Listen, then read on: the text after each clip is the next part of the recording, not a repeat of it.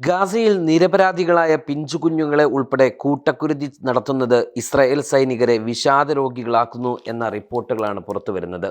1.5 വർഷത്തിനിടെ 279 സൈനികർ ആത്മഹത്യാശ്രമം നടത്തിയതായി നെസറ്റ് റിപ്പോർട്ട് ചെയ്യുന്നു. ഇസ്രായേലി പാർലമെന്റായ നെസറ്റിന്റെ റിസർച്ച് ആൻഡ് ഇൻഫർമേഷൻ സെന്റർ തയ്യാറാക്കിയ റിപ്പോർട്ട് ഇസ്രായേലി മാധ്യമമായ കാൻ ആണ് പുറത്തുവിട്ടത്. 2024 ജനുവരിക്കും 2025 ജൂലൈക്കും ഇടയിൽ ആത്മഹത്യക്ക് ശ്രമിച്ച IDF സൈനികരിൽ 36 പേർ മരിച്ചു.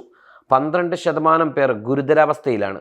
അതേസമയം 2017നും 2025 ജൂലൈക്കുമിടയിൽ 124 സൈനികർ ആത്മഹത്യ ചെയ്തതായും റിപ്പോർട്ട് പറയുന്നു. ആത്മഹത്യ ചെയ്തവരിൽ 68% താല്പര്യമില്ലാതെ നിർബന്ധിത സൈനിക സേവനം ചെയ്യുന്നവരാണ്.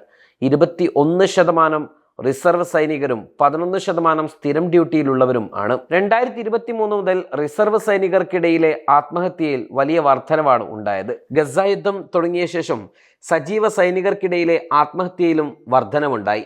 IDF സൈനികരിൽ മിക്കവർക്കും യുദ്ധം മടുത്തതായും പലരും വിഷാദ രോഗങ്ങൾക്ക് അടിമപ്പെട്ടതായും റിപ്പോർട്ടിൽ പറയുന്നുണ്ട്. അതേസമയം 2023 ഒക്ടോബർ മുതൽ ഗസയിൽ ഇസ്രായേൽ നടത്തിവരുന്ന ആക്രമണങ്ങളിൽ ഇതുവരെ 68,500 ഫലസ്തീനികൾ കൊല്ലപ്പെട്ടു എന്നും റിപ്പോർട്ട് പറയുന്നു. 1,70,000 പേർക്കെങ്കിലും ചുരുങ്ങിയത് പരിക്കേറ്റിട്ടുണ്ട്.